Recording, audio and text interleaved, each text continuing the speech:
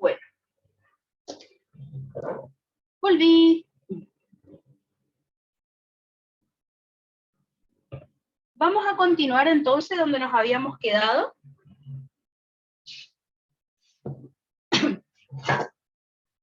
Recuerden entonces que ya habíamos visto todas las características, digamos, y estructura de la membrana plasmática.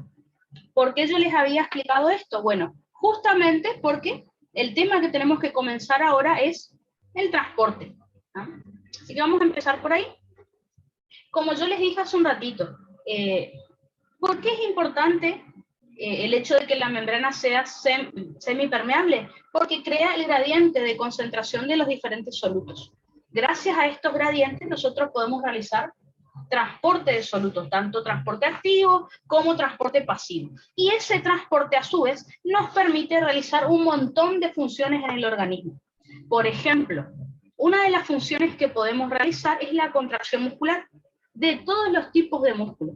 Músculo esquelético, músculo liso y músculo estriado cardíaco. Vamos a ver en los diferentes tipos de músculo cuando nos toque estudiar qué se va a producir, por ejemplo, entrada de sodio y de calcio en estos músculos, salida de potasio, por ejemplo, para que ocurra el potencial de acción y la contracción muscular en estos tipos de músculos.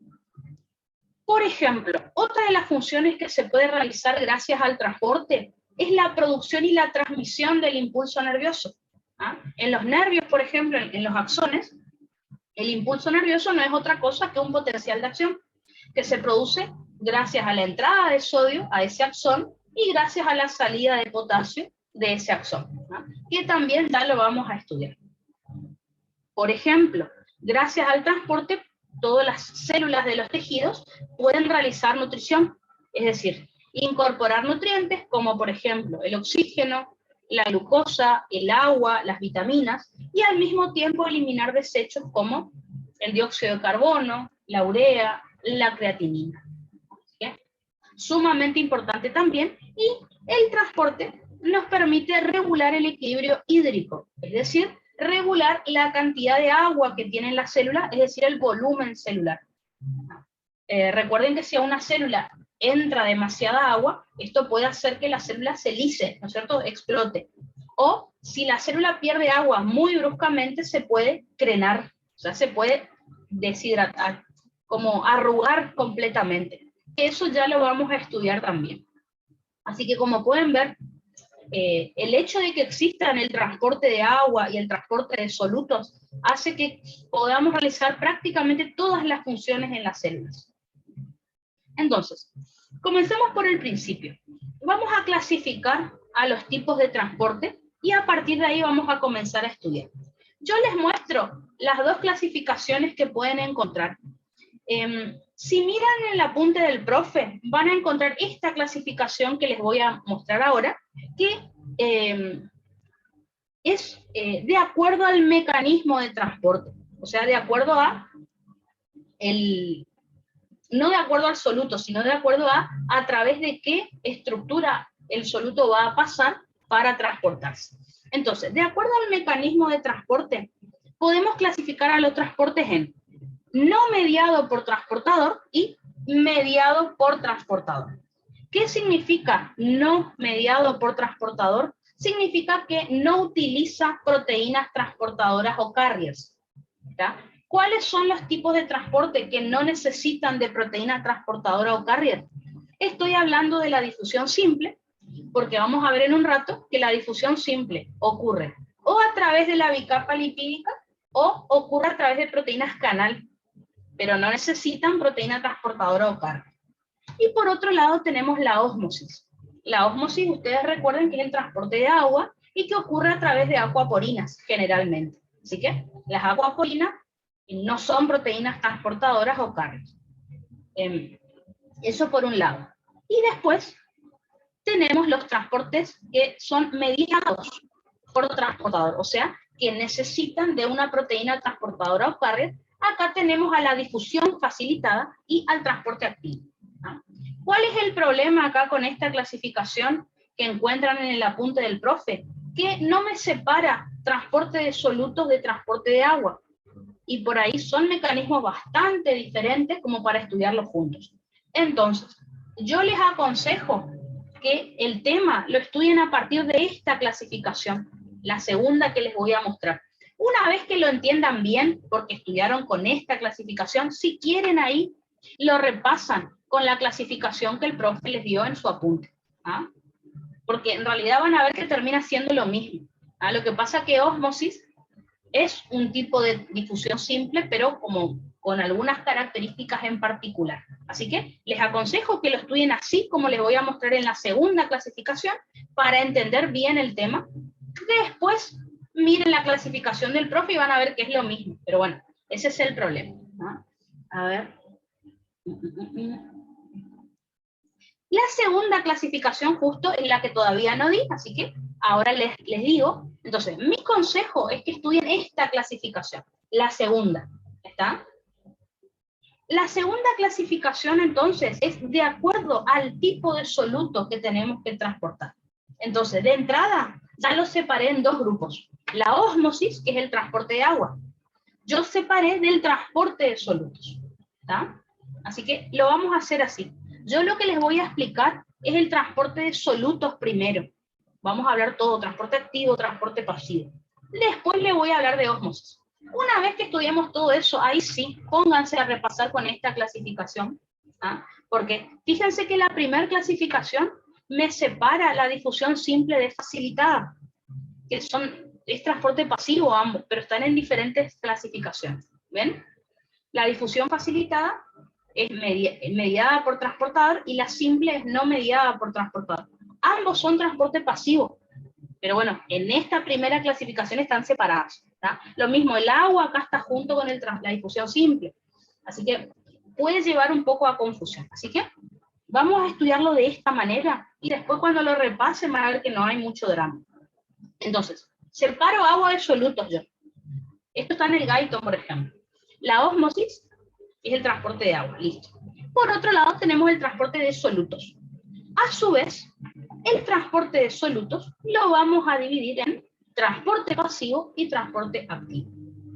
El transporte pasivo, a su vez, puede ser difusión simple o difusión facilitada.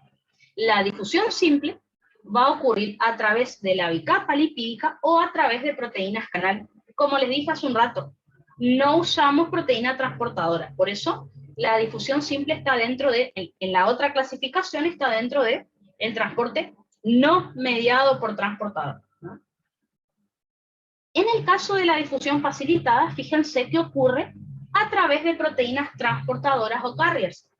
Por eso, fíjense que acá aparecía dentro de la clasificación como mediada por transportador, porque utiliza proteínas transportadoras.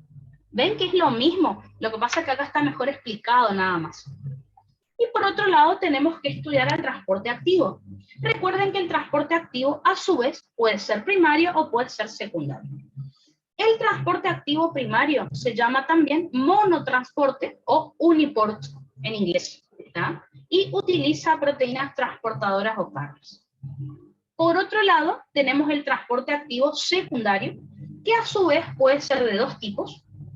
Es decir, el cotransporte o symport y el contratransporte o antiport.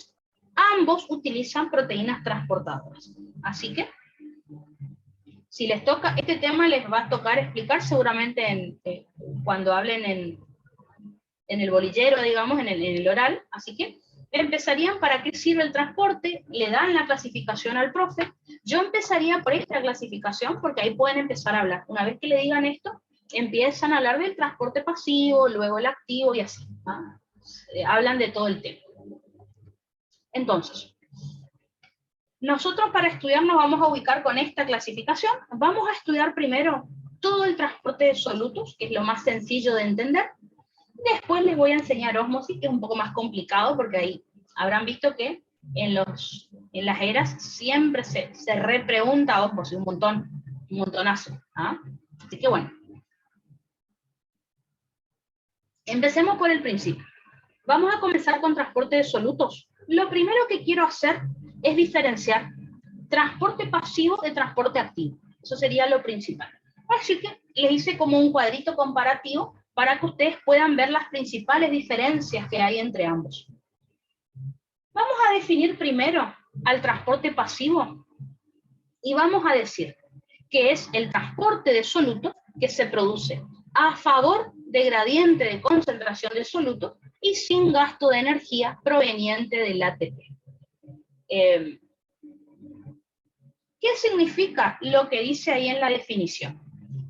Fíjense en primer lugar que en la definición dice a favor de gradiente de concentración de soluto.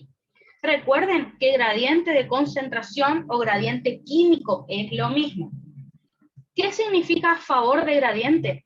Que el soluto se va a desplazar, va a difundir de un lugar de mayor concentración de soluto a un lugar de menor concentración de soluto.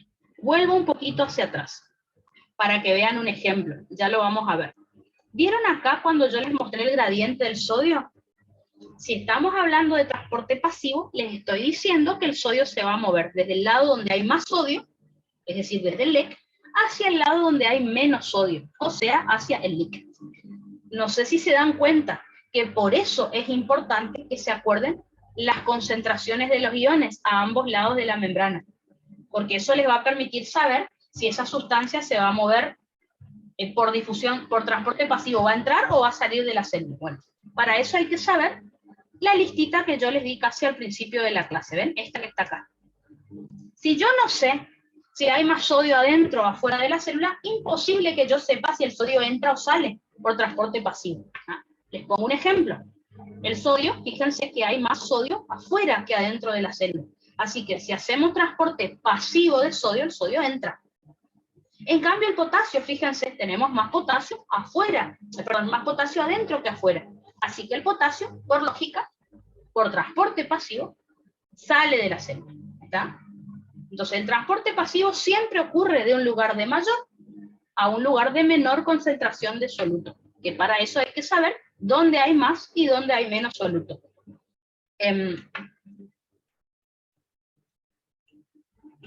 Eso significa a favor de gradiente. Por otro lado, dice, sin gasto de energía. Si ustedes le dicen al profe, sin gasto de energía, punto. Se borra. Bueno, si ustedes le dicen al profe, sin gasto de energía, y no le aclaran que es del ATP, está mal dicho. ¿Por qué? Porque vamos a ver enseguida que en el transporte activo sí se gasta energía, pero energía cinética, no se gasta energía del ATP. Entonces, si ustedes le dicen, profe, el transporte pasivo es el transporte de soluto que ocurre a favor de gradiente y sin gasto de energía. Está mal, está incorrecto. ¿Ah? El profe le dice, no, no es eso. Y después se quedan pensando, pero si yo le dije bien, no, no le dijeron bien. Sin gasto de energía proveniente del ATP. Porque en el transporte pasivo sí se gasta energía, solo que energía cinética, que ya les paso a explicar. ¿Tá? Ojo con esa cuestión. Parece una boludez, después dicen, el profe me desaprobó y yo dije bien. No, no dijeron bien. ¿Tá? Así que ojo con esa cuestión. Sin gasto de ATP, solo se utiliza energía cinética, que ya vamos a ver que es la energía del movimiento. Vamos para el otro lado. El transporte activo es lo opuesto, exactamente lo opuesto. Fíjense la definición. Vamos a decir que el transporte activo es el transporte de soluto que se produce en contra del gradiente de concentración de soluto o en contra del gradiente químico y con gasto de energía proveniente del ATP. ¿Tá? Lo que dice la definición justamente son las características del transporte. Fíjense, dice en contra de gradiente. ¿Qué significa esto? Que el soluto se va a desplazar, se va a transportar de un lugar de menor cantidad a un lugar de mayor cantidad de soluto. De menor a mayor concentración de soluto. Y para poder realizar esto, sí o sí, tengo que escindir, tengo que degradar ATP para obtener esa energía necesaria para el transporte. En el transporte activo, por ejemplo, se utiliza energía cinética más la energía que se produjo con la ruptura de ese ATP. ¿No? Que eso entonces es lo que les quiero mostrar. Entonces, tienen el dibujito ahí, pero Vamos a hacerlo nosotros, así es un poco más sencillo. Epa.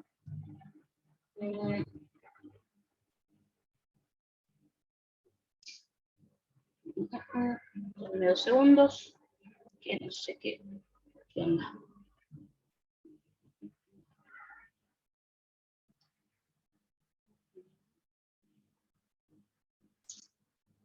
Cámara.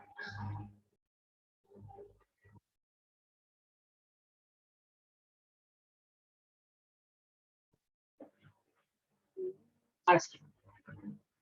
Tilda por ahí. Entonces, el tema es el siguiente.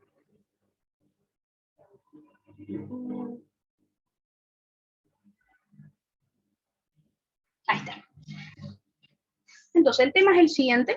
Recuerden que yo voy a tener la membrana plasmática, ¿no es cierto? ¿Ah? Vamos a suponer entonces que a ambos lados de la membrana yo tengo un gradiente de concentración de soluto, ¿no es cierto? Supongamos que tenemos, no importa qué soluto, de este lado de la membrana tengo 1, 2, 3, 4, no sé, 6 moléculas de un determinado soluto, y de este otro lado tengo, no sé, 4 partículas o 4 moléculas de un determinado soluto. Entonces, como pueden notar, tengo diferencia, tengo gradiente, tengo diferencia en la cantidad de soluto a ambos lados de la membrana. Entonces, el tema es el siguiente. Yo ya sé que si estoy por hablar de transporte pasivo, el soluto se va a mover de la siguiente manera, ya sé, pero el tema es explicar por qué. El soluto yo sé que se va a mover de un lugar, si es transporte pasivo, de un lugar de mayor a un lugar de menor concentración de soluto. Eso sí es pasivo. Bueno, perfecto. La definición me dice eso. La pregunta es, ¿por qué? ¿Por qué el soluto se mueve donde hay más a donde hay menos soluto? Porque utiliza un tipo de energía que es la energía cinética. Recuerden ustedes que la energía cinética es la energía que tiene toda partícula en movimiento. Entonces lo que va a ocurrir es lo siguiente. Todas estas moléculas, estas partículas de soluto, se van a estar moviendo en el cuerpo. Acuérdense que cuando hablamos de equilibrio del medio interno, yo les dije que era un equilibrio dinámico. En todo momento las estructuras, las partículas, los solutos en el cuerpo se están moviendo. Entonces, este soluto, al moverse, va a pasar lo siguiente. Una molécula o una partícula de este soluto, al moverse, va a chocar contra otra y le va a transmitir su energía cinética. Chocan, entonces las moléculas, las partículas de soluto van chocando entre sí y se van transmitiendo su energía cinética. Entonces, al moverse, las partículas chocan entre sí, se transmiten su energía cinética y luego chocan contra la membrana para pasar hacia el otro lado. De este otro lado va a pasar exactamente lo mismo. A ver, preguntitas. Tatiana me pide que repita la definición de energía cinética. La tienen ahí en el pizarrón, pero enseguida les muestro. Energía cinética es la energía que presenta toda partícula en movimiento. Recuerden que cinética es movimiento. Eso es para que lo diferencien de energía potencial, porque la energía potencial, recuerden que es la energía almacenada en una estructura que no se está moviendo, obviamente. Entonces, energía cinética es la energía que tiene toda estructura que se mueve, toda partícula en movimiento. Entonces, las moléculas del soluto que ustedes tienen acá se van a mover, van a chocar entre sí y se van a transmitir esa energía cinética. Luego, fíjense que van a impactar contra la membrana para pasar hacia el otro lado. Del otro lado de la membrana va a pasar exactamente lo mismo. Fíjense, de este lado, las moléculas de soluto van a chocar también entre sí y se van a transmitir la energía cinética. Y luego van a chocar contra la membrana para pasar hacia el otro lado. Ahora, miren lo siguiente. Este lado tiene energía cinética. Este lado también. ¿Cuál de los dos lados de la membrana tiene más energía cinética? Lógicamente, este lado, porque tiene más partículas que se están moviendo. Entonces, Este lado, que tiene mayor concentración de soluto, tiene mayor energía cinética. Este lado tiene menos soluto, por lo tanto tiene menor energía cinética. Por lo tanto, ¿por qué el transporte pasivo ocurre de un lugar de mayor a un lugar de menor concentración de soluto? Lógicamente, porque el lado de mayor concentración de soluto tiene mayor energía cinética. Esa es la explicación. Ustedes le explican esto al profe de que las partículas chocan entre sí, le hablan de la energía cinética, eso es lo que tienen que explicar. Ahí se sabe por qué el transporte pasivo ocurre así, ¿está? De un lado de mayor a menor concentración de soluto. ¿Por qué? Porque el lado de mayor concentración de soluto tiene mayor energía cinética. Solo con esta energía ya se produce el transporte. Por eso no necesito ATP para realizar este tipo de transporte. Porque con la energía cinética ya alcanza, ya es suficiente para que ocurra el transporte. ¿Está? A ver, preguntita. De nada, de nada. ¿Se entendió entonces esto? De todas maneras, 2 segunditos. Volvemos a mirar nuestro cuadro. Fíjense que yo acá les puse el mismo dibujo, pero les quería mostrar el porqué. ¿Ven? Acá entonces, si estamos hablando de transporte pasivo, el lado izquierdo de mi dibujito tiene mayor energía cinética. ¿Por qué? Porque al haber más soluto, las moléculas chocan más entre sí, se transmite la energía cinética como para pasar hacia el otro lado. Del lado derecho ocurre lo mismo con la energía cinética, pero al haber menos soluto, hay menos energía cinética. ¿Ah? Por eso, con la energía cinética ya hay transporte pasivo. No necesito ATP para hacer eso. ¿Ah? Me estaban preguntando, entonces, antes de seguir con el transporte activo, acá les puse, fíjense, por las dudas, ¿qué es la energía cinética? Fíjense que la energía cinética es la energía presente en todas las partículas en movimiento, cualquiera. Por ejemplo, la sangre chocando contra una arteria. La sangre se mueve, tiene energía cinética. Una persona corriendo, por ejemplo, energía cinética. ¿No? Ahora, si yo digo, la glucosa almacenada en forma de glucógeno, eso no es energía cinética, porque está como almacenada la energía, eso es energía potencial, porque no hay movimiento, está almacenada, para ser ocupada en otro momento. ¿No? Sí. Lo que es partícula de soluto hace referencia a todo, o sea, a lo que es ya sea potasio, calcio, magnesio. Exactamente. A cualquier soluto, no el agua obviamente, sino a cualquier soluto, exacto. Ahora, gracias. Dependiendo de qué soluto hablemos, ahí recién vamos a clasificar. Si es un ion, por ejemplo, diremos que el transporte pasivo es difusión simple. Si es, no sé, un lípido, difusión simple. Si es glucosa, difusión facilita. Ahí sí, dependiendo del tipo de soluto, vamos a clasificar qué tipo de transporte pasivo sería. Pero, sin importar el tipo del soluto, sé que es transporte pasivo porque el soluto se mueve de donde hay más a donde hay menos soluto, justamente por la energía cinética. Acá les expliqué el porqué, justamente para que no se olviden. Al moverse las partículas de soluto, van impactando, van chocando entre sí y se van transfiriendo la energía cinética. Finalmente, chocan contra la membrana plasmática para pasar hacia el otro lado. ¿No? Recuerden que transporte pasivo y difusión es exactamente lo mismo. Transporte pasivo o difusión es lo mismo. ¿No? Ahora, miremos otra vez nuestro dibujito. Vamos de vuelta. Vamos a dibujar otra vez. Tengo la membrana plasmática, les dibujo lo que ya vieron recién. De este lado teníamos 6 partículas de soluto, de este lado teníamos 4. Perfecto. Si yo quiero hacer transporte activo, recuerden, ¿qué significaba transporte activo? Significaba que el soluto se va a transportar de un lugar de menor a un lugar de mayor concentración de soluto. Ahora, piensen en esto. Solo con la energía cinética, ¿voy a poder realizar este tipo de transporte?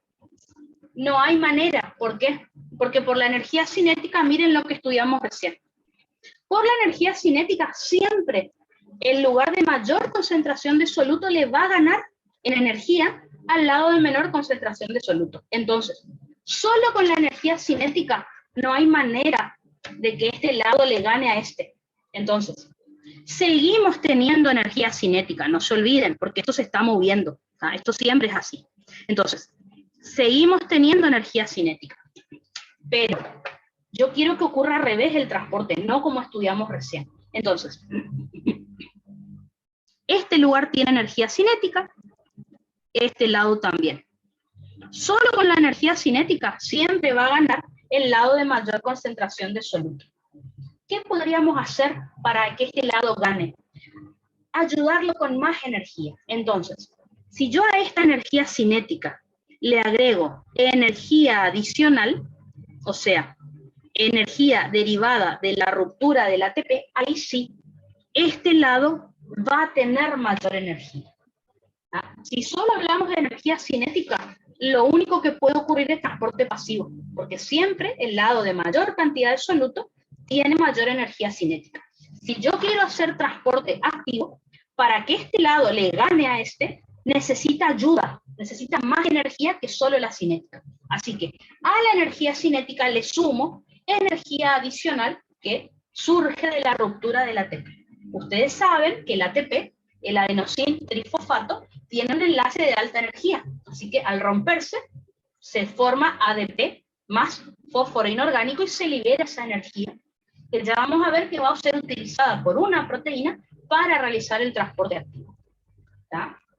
Entonces, básicamente, gracias a eso ocurre el transporte activo. Dijimos que era el pasaje de soluto de un lugar de menor a un lugar de mayor concentración de soluto. Y con gasto de ATP, además de la energía cinética que habitualmente siempre hay.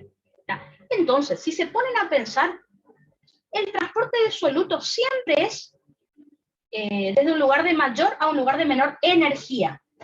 Lo que pasa es que acá la energía la tiene en mayor cantidad el lado de mayor concentración. En cambio, en el transporte activo, quien tiene más energía es el lado de menor, porque a la cinética le sumé la del ATP. O sea, siempre es una cuestión de energía. Recuerden lo que yo les había dicho, la energía no se crea ni se destruye, se transforma. En este caso la utilizamos para realizar el transporte.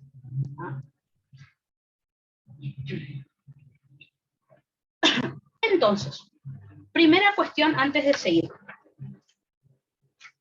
Ya vimos la diferencia entre transporte pasivo y activo. Fíjense que, ¿para qué se realiza el transporte pasivo acá? Bueno, lo que quiere el soluto es equilibrarse a ambos lados de la membrana. Entonces, fíjense, gracias a que existe el gradiente, gracias a eso existe el transporte pasivo. Ahora, ¿cuál es la finalidad que tiene este soluto al moverse al otro lado de la membrana? Lo que este soluto quiere es equilibrarse a ambos lados de la membrana. ¿Qué significa eso? Que si yo no tengo ningún mecanismo que me frene esto, a la larga va a terminar ocurriendo lo siguiente. Miren acá, yo tenía 6 moléculas de soluto de este lado y 4 de este. El soluto lo que quiere es difundir hasta que a ambos lados de la membrana me quede algo así. Fíjense, 5 partículas de un lado y 5 del otro. ¿Qué les parece que va a ocurrir acá cuando yo tenga la misma cantidad de soluto a ambos lados de la membrana? ¿Qué va a llegar a pasar? Tengo 5 moléculas de un lado y 5 moléculas del otro. ¿Va a haber transporte de solutos? Obviamente que no, porque si yo no tengo gradiente no hay transporte. ¿Está? Entonces, la finalidad que tiene, la finalidad que tiene el transporte pasivo es el soluto, lo que él quiere es equilibrarse a ambos lados de la membrana.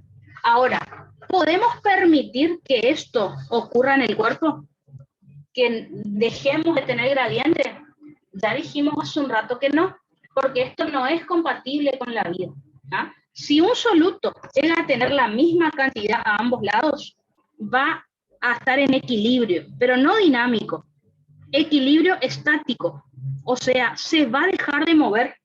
Y si se deja de mover, es como que yo les diga que mi corazón ya no va a poder latir, que mis nervios ya no van a poder producir impulso nervioso. ¿Está? Entonces, todos los solutos por transporte pasivo siempre buscan equilibrarse a ambos lados de la membrana. La membrana plasmática no puede permitir esto. Por eso realiza transporte activo, para seguir manteniendo los gradientes. Entonces, vamos a poner un ejemplo. El sodio, si yo abro canales de sodio, el sodio va a buscar entrar a la célula y equilibrarse a ambos lados. Bueno, la membrana no lo va a permitir porque no puede dejar de existir gradientes en el cuerpo. Por lo tanto, activa los transportes activos para evitar que se disipen los gradientes. ¿Ah?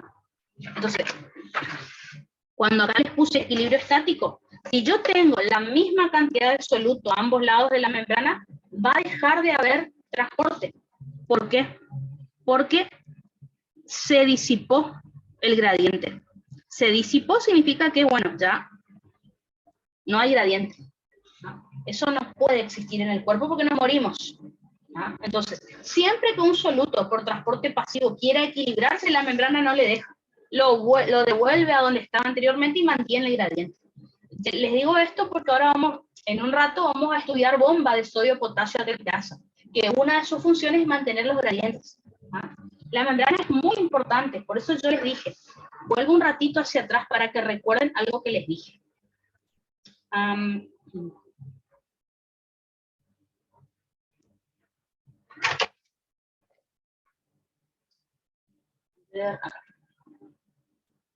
Fíjense, vuelvo hacia atrás. Cuando nosotros hablamos de membrana plasmática, fíjense lo que les dije acá. Una de las propiedades de la membrana plasmática es producir el gradiente de los solutos. Todos los solutos haciendo transporte pasivo buscan equilibrarse, o sea, tener la misma cantidad. La membrana no lo va a permitir, porque sin los gradientes no existe la vida, básicamente. Porque necesitamos transporte para todo. Así que, por eso es muy importante lo que estamos hablando. Esperen que apago la luz. Se los puse ahí, pero es para que lo recuerden. Entonces, fíjense. Gracias a la energía cinética, ven que hubo transporte pasivo. Bueno, si yo no freno esto, imagínense, si el sodio solo entrara a la célula por transporte pasivo y nunca lo saco, si solo entra, puede llegar un momento en donde tengamos la misma cantidad de sodio a ambos lados de la membrana. Ahí dejaría de moverse ese ion porque ya no existe gradiente y la energía cinética se transformaría en potencial, ¿no? Estaría quieto ese ion, no se movería. Y eso para el ser humano es imposible, no existe. ¿Por qué? Porque gracias al sodio tenemos muchas funciones. ¿Ah? Si no hay gradiente, entonces no hay transporte. Esto, imposible que exista en el cuerpo humano. Gracias a que la membrana evita esto, ya vamos a ver que lo evita por el transporte activo justamente. ¿Ah? Solo a modo de recordatorio, recuerden esto. Ya habíamos hablado que existe el gradiente de concentración o químico. Lo habíamos dicho cuando hablamos de membrana plasmática. Acuérdense que gradiente significa diferencia de. ¿Ah? El gradiente de concentración o químico, me olvidé de poner acá, esperen que lo pongo. Lo pongo. Se simboliza como delta. Recuerden que delta es un triangulito, a ver si me sale mejor. Triangulito. Delta de C. ¿Ah? Delta de C, la letra delta, que es un triángulo, recuerden que significa diferencia de. Y la C de concentración. Entonces, delta de C, es decir, gradiente de concentración o químico, ya habíamos dicho hace un rato que es la diferencia de concentración de soluto a ambos lados de la membrana plasmática. Y acá, esto también es diferencia en pregunta de bolillero, porque en una de las preguntas del bolillero pide que le expliquen los gradientes. Acá les di ejemplo de gradientes, ¿ven? De sodio, 140 de un lado, 14 del otro, el de potasio, 4 en el LEC, 140 en el LIC, el del cloro, por ejemplo. Todos los solutos tienen gradiente en realidad. Ahora, más adelante recuerden que tenemos que estudiar también otros tipos de gradientes, que ya les digo por las dudas, pero ya los vamos a ver. Otro tipo de gradiente que existe, aparte del gradiente químico de concentración, es el gradiente de voltaje. o gradiente eléctrico. ¿Tá? Les pongo acá el símbolo, porque me olvidé. De vuelta, con la letra delta. ¿Tá? Delta de B. ¿Tá? Delta de B. El triangulito y la B corta mayúscula. Gradiente de voltaje o gradiente eléctrico. Recuerden que el gradiente de voltaje o gradiente eléctrico es la diferencia de cargas, o la diferencia de voltaje, o la diferencia de potencial a ambos lados de la membrana plasmática. Recuerden que esto también nosotros lo habíamos estudiado, porque dijimos que en reposo la membrana plasmática está polarizada. ¿Qué significaba esto? Que el interior de la membrana tiene carga negativa y el exterior de la membrana tiene carga positiva. ¿Sí? Vimos que existe un gradiente de voltaje eléctrico. Esto del gradiente de voltaje lo vamos a utilizar cuando veamos potencial de acción, así que ahí les voy a volver a recordar acerca de este gradiente. Y por último, cuando estemos en cardio, vamos a hablar de este tipo, el tercer tipo de gradiente, que es el gradiente de presión. Es decir, es la gradiente de presión de vuelta delta de P, ¿está? Delta de P, letra delta, un triangulito, y la P de presión. ¿Qué es el gradiente de presión? Entonces, vamos a decir que es la diferencia de presión a ambos lados de la pared del capilar sanguíneo. ¿Está? Para recordarles, ya lo saben, estoy hablando de las fuerzas de Starling. ¿Ah? Estoy hablando de la presión hidrostática y de las presiones oncóticas. Ya lo vamos a estudiar en cardio. ¿Ah? Recuerden que cuando veían capilares sanguíneos en cardio, algunas fuerzas hacían que salga líquido del capilar sanguíneo hacia el intersticio. Otras fuerzas hacen que entre líquido desde el intersticio hacia el capilar sanguíneo. Recuerden que esto es lo que me va a permitir el intercambio de nutrientes entre el capilar sanguíneo y las células de los tejidos. Es muy importante. Profe, ¿Y? o sea que si el profe nos pide que le expliquemos los tipos de gradientes, tenemos que explicarle los 4, digamos. Los tres. Los tres. Activo, pasivo y de voltaje. No, gradiente químico, eléctrico y de presión. ¿Verdad? Esos serían los tipos de gradientes. ¿Verdad?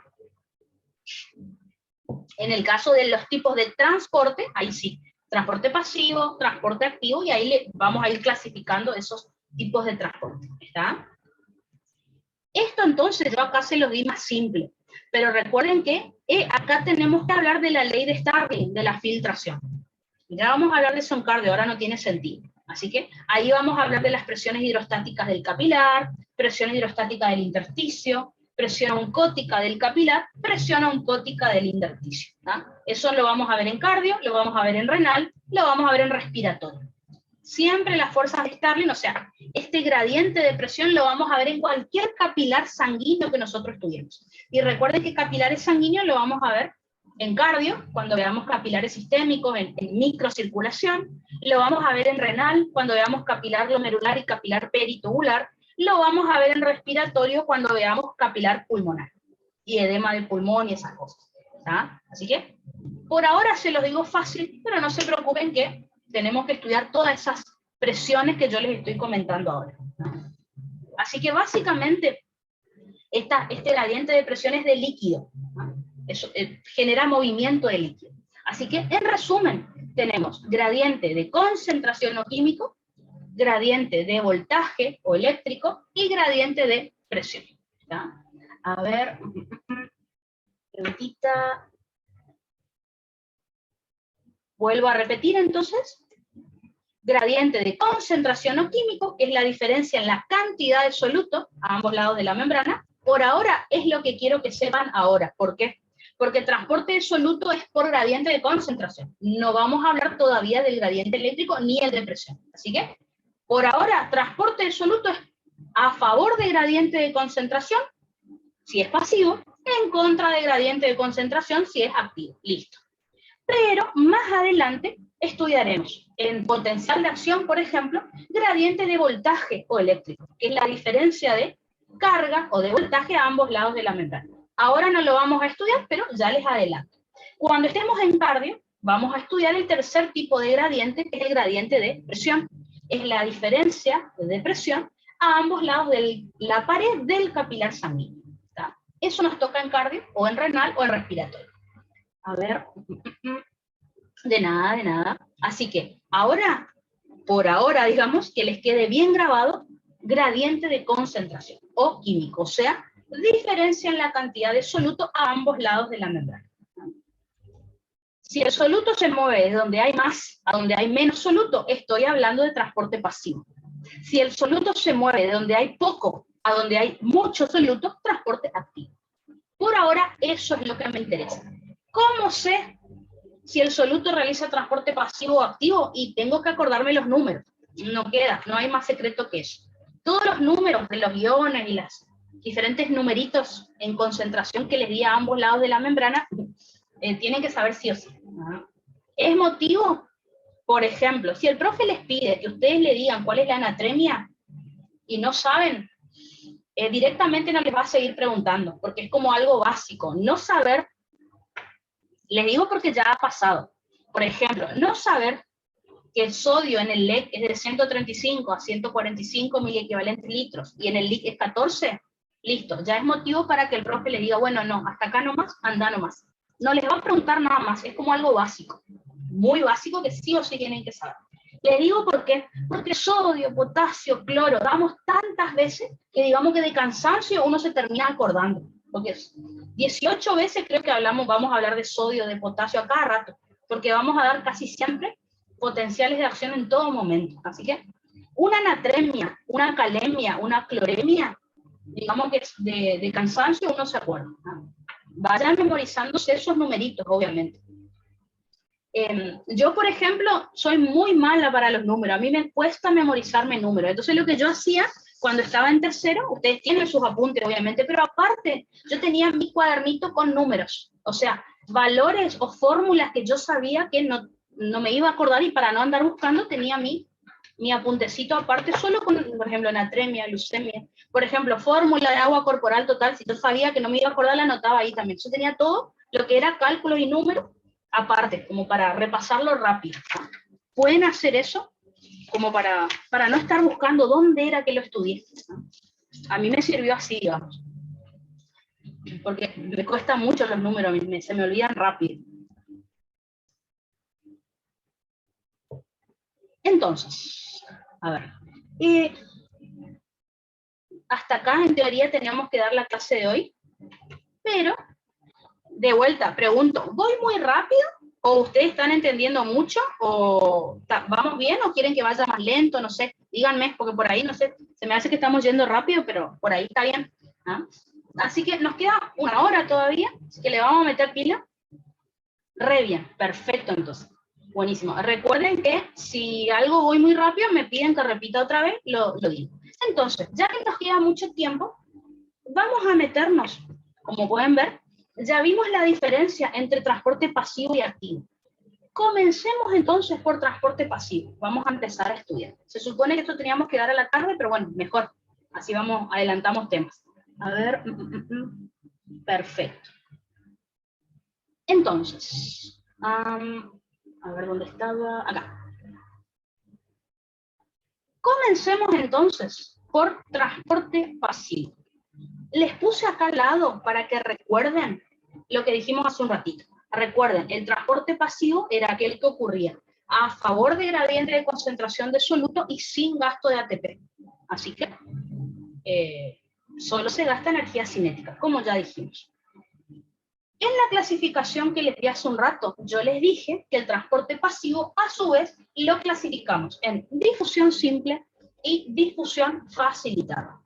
Comencemos entonces por la difusión simple. Recuerden entonces, vamos a decir que la difusión simple es el tipo de transporte pasivo que se produce a través de la bicapa lipídica o a través de proteínas canal. ¿tá? O sea que con la definición ya estoy diciendo cuáles son las 2 vías o los 2 caminos que yo puedo tomar para que haya difusión simple. ¿tá? Fíjense, por eso dentro de la primera clasificación que les mostré, eran transportes no mediados por transportador, porque utilizo bicapa o proteínas canal. Acá no se utiliza proteína transportadora o carrier, que ya van a ver la diferencia. Entonces, Hay solutos que van a pasar por la bicapa lipídica. ¿Cuáles son aquellos solutos que atraviesan la bicapa lipídica? Sí o sí tienen que ser sustancias liposolubles, como por ejemplo, recuerden que sustancias liposolubles o hidrofóbicas, es lo mismo, se disuelven bien en los fosfolípidos de la bicapa. Por ejemplo, los gases, como el oxígeno, el dióxido de carbono, lamentablemente el monóxido de carbono, que es patológico, pero bueno, ¿no? Por ejemplo, el alcohol, la aspirina, o también llamado ácido acetil salicílico. Vitaminas, recuerden que acá estoy nombrando las vitaminas liposolubles, como la vitamina A, la D, la E y la K. Acá le puse tocoferol porque una vez el profe preguntó, ¿cuál de estas sustancias hace difusión simple? Y puso tocoferol y nadie sabía qué era. Era la vitamina E. ¿Está? La vitamina A, por ejemplo, el retinol, la vitamina, bueno, ya vamos a ver en fosfocálcico, vitamina D, y la vamos a ver la K. La E nunca la vemos este año, así que por eso les comento. ¿Ah? Así que vitaminas liposolubles. La vitamina C y todas las vitaminas del complejo B son hidrosolubles, así que no realizan este transporte. Esa es la aclaración. Y por ejemplo, también tenemos hormonas endócrinas, como por ejemplo las hormonas tiroides, T3 y T4, que son liposolubles, y por ejemplo las hormonas esteroides. Recuerden por endocrino que hormonas esteroides significa que se sintetizan a partir de colesterol. Así que, fíjense, son liposolubles. Estoy hablando del cortisol, la aldosterona, que son secretados por la corteza suprarrenal, los estrógenos, que son sintetizados por los ovarios, la testosterona, que son sintetizados por los testículos. ¿No? Todas hormonas esteroides. Así que, pregunta de examen siempre. Dependiendo del tipo de soluto, ustedes pueden saber qué transporte va a hacer. Las sustancias liposolubles hacen difusión simple a través de la bicapa. Fíjense lo que les estoy mostrando. Ustedes tienen la bicapa lipídica. Bueno, el soluto se disuelve en la bicapa y pasa hacia el otro lado.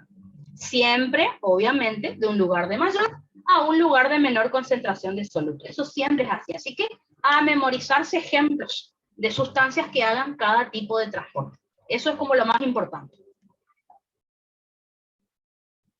Por otro lado, seguimos con difusión simple. La difusión simple puede ser también a través de proteínas canal o también llamadas poros. ¿Está? ¿Qué sustancias pueden hacer difusión simple a través de proteínas canal? Sustancias hidrosolubles. A su vez, esas sustancias hidrosolubles pueden ser sin carga o pueden ser con carga. Sustancias hidrosolubles sin carga que hagan difusión simple, por ejemplo, tenemos la urea, los aminoácidos, la creatinina, el ácido úrico. Tenemos vitaminas hidrosolubles, como por ejemplo todas las vitaminas B, la vitamina C. Y tenemos hormonas, como por ejemplo hormonas hidrosolubles también, como la insulina, glucagón, oxitocina, diurética, somatostatina, ¿ah? Que a veces ni siquiera entran a la célula, sino directamente se unen a un receptor, pero bueno, ¿ah? Son hormonas hidrosolubles. Y acá está lo más importante que nosotros vamos a estudiar, que son las sustancias hidrosolubles con carga. Estoy hablando de los iones, estoy hablando del sodio, potasio, calcio, cloro, etc. ¿Ah? Así que cuando ustedes hablen, por ejemplo, del canal de sodio en un potencial de acción, canal de sodio, el sodio hace, si hablamos de un canal, estoy hablando de difusión simple a través de estas proteínas canal. ¿Cuál es la diferencia? Bueno, hace unos años atrás, les cuento lo que pasaba antes, ustedes no lo conocen, hace unos años atrás, el transporte de iones se consideraba difusión facilitada. ¿Por qué? Porque resulta que los canales iónicos tienen compuertas, como muy parecido a las proteínas transportadoras. Bueno, hoy en día se sabe que los canales iónicos es difusión simple, pero son un poco diferentes a el transporte de sustancias sin carga. ¿Por qué? El transporte de sustancias hidrosolubles sin carga se realiza a través de proteínas que son más o menos así. ¿Ven? Yo tengo, ahí les dibujé la bicapa lípica y tengo una proteína transmembrana, ¿ven? Esa proteína es como si fuera un agujero, un orificio que tiene la membrana para que el soluto pueda pasar. Entonces, las sustancias hidrosolubles sin carga utilizan proteínas así, que no tiene compuerta, fíjense que siempre están abiertas, no hay estímulo que las abra, que las cierre, o sea, simplemente es como un agujero que tiene la membrana. Ahora, nosotros tenemos que estudiar el transporte de los iones. Los canales iónicos, vamos a ver enseguida que sí tienen como puertitas, que se pueden abrir o que, por ejemplo, se pueden cerrar así, o abierta o cerrada. Así que ahí vamos a tener que hacer una diferencia, digamos. Todas son proteínas canal. Lo que pasa, vuelvo a repetir, que para sustancias sin carga son así nada más. Es como una proteína que siempre está abierta, no tiene compuerta, no hay estímulo que las abra, que las cierra, porque siempre están abiertas. En cambio, los canales iónicos tienen sus particularidades que yo les quiero contar, porque es lo que el profe quiere saber, ¿no? Pero bueno, son todas proteínas canal, para diferenciar de las proteínas transportadoras o carga, ¿no? Que es lo más importante. Perfecto, entonces. Ahora, antes de continuar con los canales iónicos, si yo quiero saber cuáles son los factores que me van a modificar o cuáles son los factores determinantes de la velocidad de difusión, simplemente es el gradiente, ¿está? El gradiente de concentración de soluto es el único que me va a determinar la velocidad con la que va a difundir ese soluto, de manera simple, obviamente. ¿Qué significa esto? Que la velocidad con la que difunde un soluto va a ser directamente proporcional al gradiente de concentración de soluto. ¿Qué significa esto? Que a mayor gradiente de concentración de soluto, mayor velocidad de difusión. A menor gradiente de concentración de soluto, menor velocidad de difusión. ¿Está? O sea, cuanto más diferencia en la cantidad de soluto haya a ambos lados de la membrana, más rápido se va a mover esa sustancia. En cambio, si la diferencia no es tanta, el soluto no va a difundir tanto. Así que simplemente eso. No hay otro factor. Solo depende del gradiente. La difusión simple, ¿verdad? Ojo con eso. Bueno, y acá está lo que yo les quería contar. Como les dije, los canales iónicos, las proteínas para iones, son un poco diferentes a las que servían para urea, para aminoácidos. Porque la otra siempre es como que están abiertas. En cambio, una de las características que tienen es que tienen compuertas.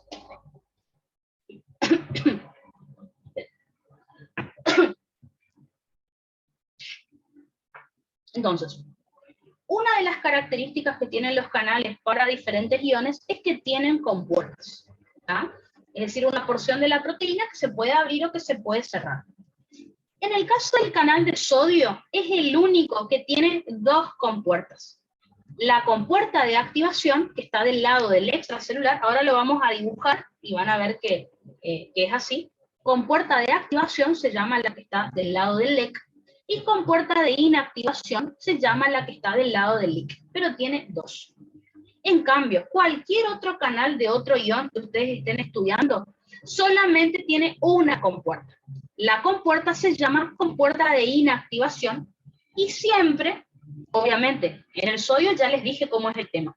Si están hablando de cualquier otro ion, la compuerta, la única que tiene, se encuentra del lado de mayor concentración del ion. ¿Qué significa eso?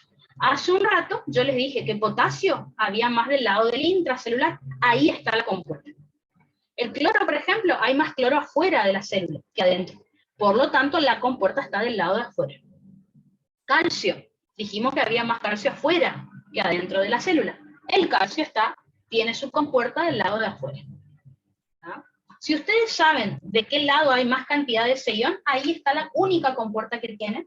En cambio, el sodio sí. Deben recordar que tiene dos. ¿Ah? Compuerta de activación del lado del LEC, inactivación del lado del LIC. ¿Ah? Digamos que es el único raro. Otra característica, al tener compuertas estos canales, obviamente ese canal puede estar cerrado o puede estar abierto, ¿cierto? Así que estos canales iónicos van a tener estados. Como el canal de sodio, dijimos que tenía dos compuertas, puede presentar tres estados, que ya los vamos a estudiar, que son el estado activado, el inactivado y el estado de reposo. Ya les voy a mostrar en qué consiste cada uno. En cambio, los otros canales de los otros iones tienen una sola compuerta, así que hay dos estados nomás, dos opciones. O está activado o está inactivado. No hay más opciones que esas. Ya vamos a ver cada canal en particular para que ustedes lo sepan explicar bien.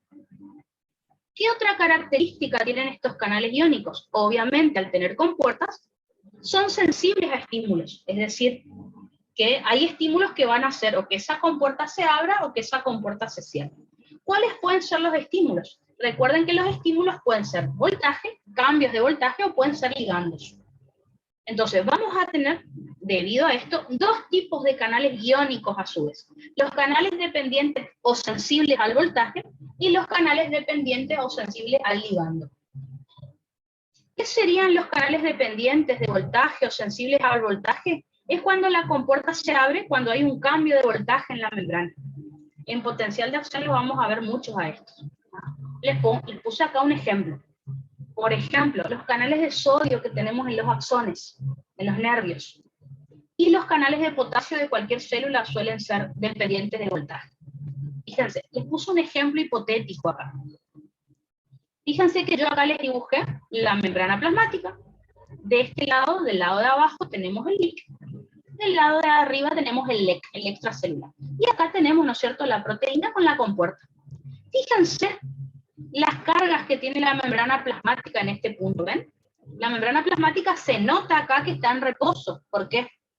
Porque el interior tiene carga negativa y el exterior tiene carga positiva, como yo les dije. Ahora, si por algún motivo ocurre un cambio de voltaje en esta membrana, eso fíjense cómo me abre la compuerta y el ion puede difundir sin problema. ¿Tá? Entonces, obviamente, dependiendo de cada canal, va a ser el voltaje que va a abrir o que va a cerrar ese canal.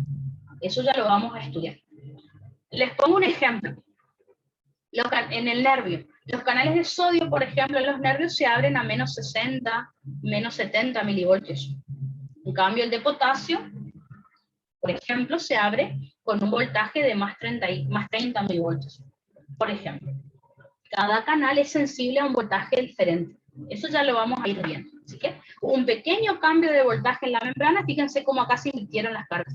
El interior se volvió positivo, el exterior negativo. Bueno, eso me abrió este canal que yo les doy a modo de ejemplo. ¿Está? O si le quieren decir al profe más fino, se genera un cambio de conformación en el canal. Eso significa que se abre la compuerta, es lo mismo.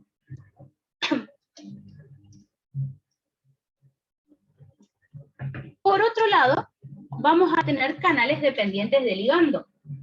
¿Qué significa canales dependientes de ligando o sensibles a un ligando? Que la compuerta del canal se va a abrir cuando un ligando, es decir, alguna sustancia química, se una al sitio activo de la proteína canal. ¿Ah? Tengan cuidado con esto. Nosotros en verdad vamos a hablar de proteínas transportadoras. Las proteínas transportadoras también tienen sitio activo. Pero, fíjense acá, en el sitio activo de una proteína canal, el ligando es una cosa y la sustancia que se va a transportar es otra. El ligando lo único que hace es unirse para abrir el canal, pero la sustancia que va a difundir no es el ligando, es otra sustancia, el ion. En cambio, cuando nosotros en un rato veamos proteínas transportadoras, la proteína, la sustancia, perdón, que se va a transportar es la que se une al sitio activo. O sea, no hay ligando. La sustancia que se va a transportar es la que se une al sitio activo, justamente para transportarse.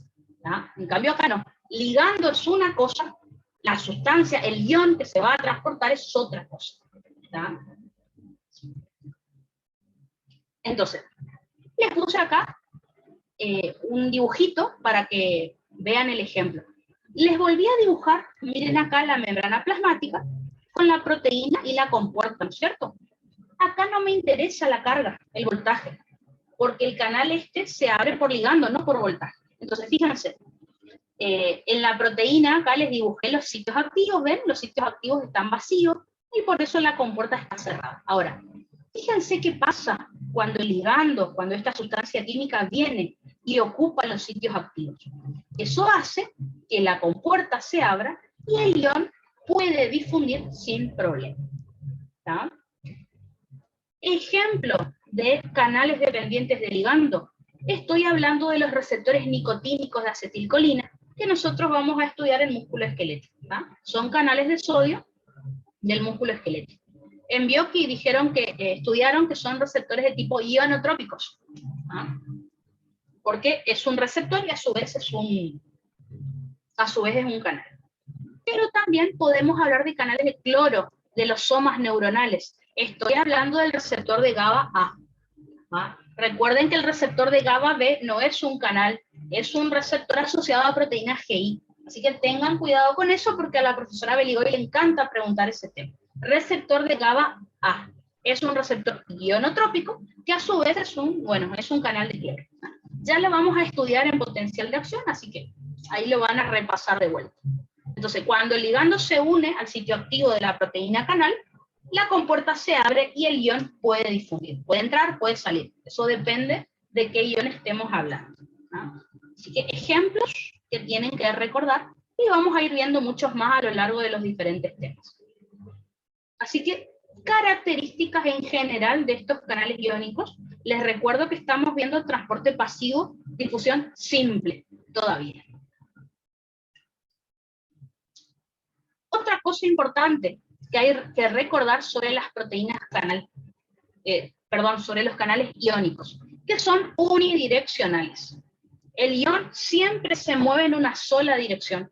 O sea, el sodio solo puede entrar a la célula. El potasio solo puede salir. El cloro entra a la célula. Si yo quiero hacer lo opuesto, ya deja de ser transporte pasivo. Si yo quiero que el sodio salga de la célula, ya no es transporte pasivo, ya es activo. Ya es otro tipo de transporte. Por eso decimos que son unidireccionales, estos canales iónicos. Entonces, ahora que ya les mostré las características de estos canales iónicos, comencemos a estudiar uno por uno. ¿Por qué? Porque esto lo van a ver muy seguido. En cardio también el profe les pregunta lo mismo. Así que se lo estudian ahora y después lo repasan para otros temas. ¿Sí? Decime. Los canales son unidireccionales porque van a favor de su gradiente, ¿no? Por eso que son... Exactamente. Por ejemplo, siempre tenemos en la célula más sodio afuera que adentro de la célula. Entonces, si estamos hablando de transporte pasivo, el sodio solamente puede entrar por transporte pasivo. Y si yo quiero que salga el sodio, bueno, ya deja de ser transporte pasivo, ya es activo, eso ya es otra cosa. El potasio, por ejemplo. El potasio siempre tenemos más potasio adentro que afuera de la célula. Así que si yo abro un canal de potasio, el potasio siempre va a salir. ¿Qué pasa si yo quiero que el potasio entre? Bueno, eso ya no es transporte pasivo, ya es otro tipo de transporte. ¿Está? Gracias. De nada, de nada.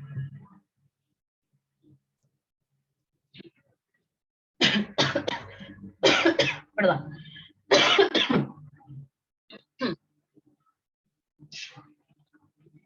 Ahora que ya les hablé en general de los canales iónicos, estudiemos algunos canales que me interesan en particular.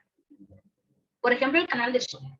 Yo ya les había adelantado que tenía dos compuertas. Tenemos la compuerta de activación OH, H minúscula, que se encuentra del lado del LEC, y la compuerta de inactivación o M minúscula, que se encuentra del lado del LIC. Siempre es así. Así que acá les hice el dibujito, compuerta de activación y la de inactivación. Otra cosa, para que no se olviden, les puse acá, para que repasen las concentraciones de los iones a ambos lados de la membrana. Recuerden que en el LEC tenemos 135 a 145 miliequivalentes litros de sodio. Yo puse 140 como para poner un número, pero es un rango. Y en el LIC sí tenemos 14 miliequivalentes litros de sodio. Así que, lógicamente, cuando yo abra las compuertas de este canal de sodio, el sodio entra. No hay otra opción. ¿Qué otra característica tiene este canal de sodio? Fíjense que el interior de la proteína tiene carga negativa. Es lo que yo puse acá. ¿Vieron estas rayitas que yo puse acá? Son cargas negativas. El interior de este poro, digamos, tiene carga negativa. ¿Por qué? Y acá está lo más importante. Esta carga negativa, primero, que atrae al sodio, que tiene carga positiva. Y en segundo lugar, lo deshidrata. para que pueda difundir a través del canal. ¿Qué significa esto? El tema es el siguiente. ¿Vieron acá el interior de la proteína? El interior de la proteína tiene el tamaño justo para que pase solo el sodio. ¿Cuál es el problema? Que en las soluciones, o sea, en los líquidos corporales, el sodio siempre se encuentra muy hidratado.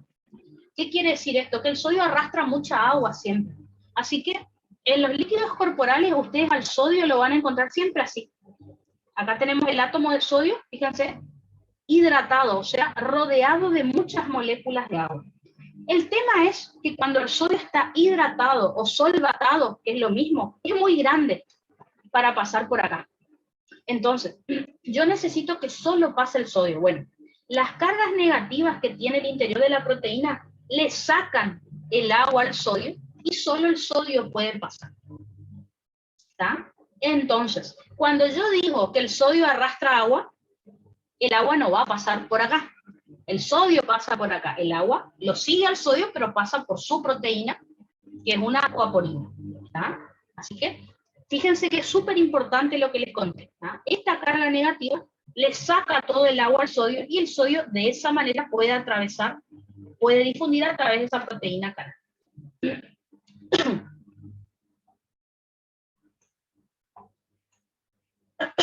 ¿Qué otra cosa les dije acerca del canal de sodio? Uy. A ver, preguntitas. Enrique me pregunta si por eso el sodio es perjudicial para los hipertensos. Sí, ya vamos a estudiar en ósmosis que el sodio es un soluto osmóticamente activo. ¿Qué significa eso? Que arrastra mucha agua. Entonces, imagínense un paciente hipertenso. Ya, lo vamos a relacionar con cardio igual después. Un paciente hipertenso cuando come mucha sal, en el intestino la sal, el sodio, se absorbe hacia la sangre, arrastra agua, así que en los intestinos ese paciente absorbe mucho sodio y mucha agua. Y ustedes saben que si al paciente absorbe agua le aumenta la volemia. Y la volemia me aumenta también la presión arterial. Así que sí, por eso un hipertenso no tiene que comer sal. ¿Ah? Fíjense cómo estamos relacionando cardio con un tema que estamos hablando ahora. ¿No? Por eso se le recomienda a los pacientes hipertensos que no coman sal, porque eso le aumenta la volemia, le aumenta la precarga al paciente. La precarga, recuerden que aumenta la fuerza de contracción, aumenta el volumen sistólico, el gasto cardíaco y la presión arterial. Así que, dando toda la vuelta en cardio, por eso el paciente no tiene que comer sal. ¿Ah? Ya vamos a hablar de eso en cardio, pero bueno, hay que tenerlo en cuenta. Otra cosita que yo ya les conté también, es que al tener dos compuertas, el canal de sodio presenta tres estados. El estado activado, que es cuando está abierto, el estado inactivado, que es cuando está cerrado, y el estado de reposo, que es cuando está cerrado también. Así que veamos qué significa que el canal de sodio tenga estos tres estados. O sea, ¿para qué nos sirve saber eso? Siempre el orden en el que van a ir transcurriendo los estados es como les dije, activado, inactivado, reposo. Y empieza de vuelta, activado, inactivado, reposo. Y así sucesivamente.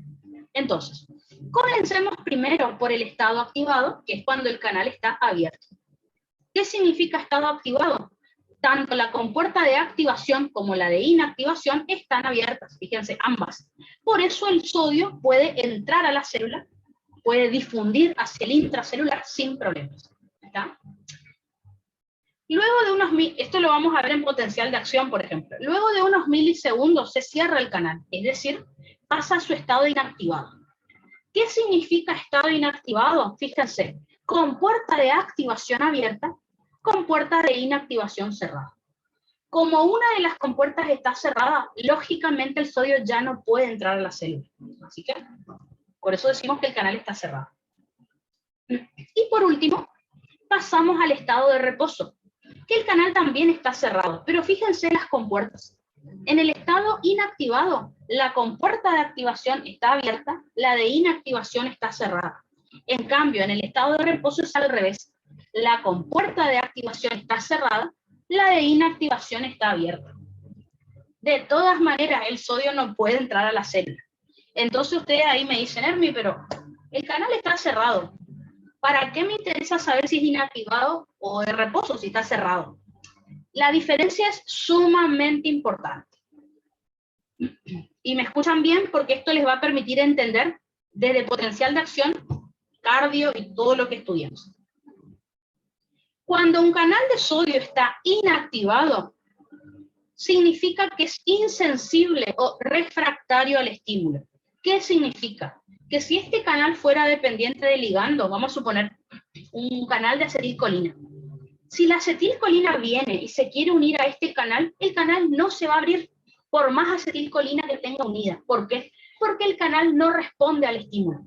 Si hay un cambio de voltaje acá en la membrana, el canal no responde al estímulo. Está descansando, piénsenlo de esa manera. En cambio, cuando el canal de sodio está en su estado de reposo, ya es sensible al estímulo, ya está preparado para volverse a abrir y empezar todo de vuelta.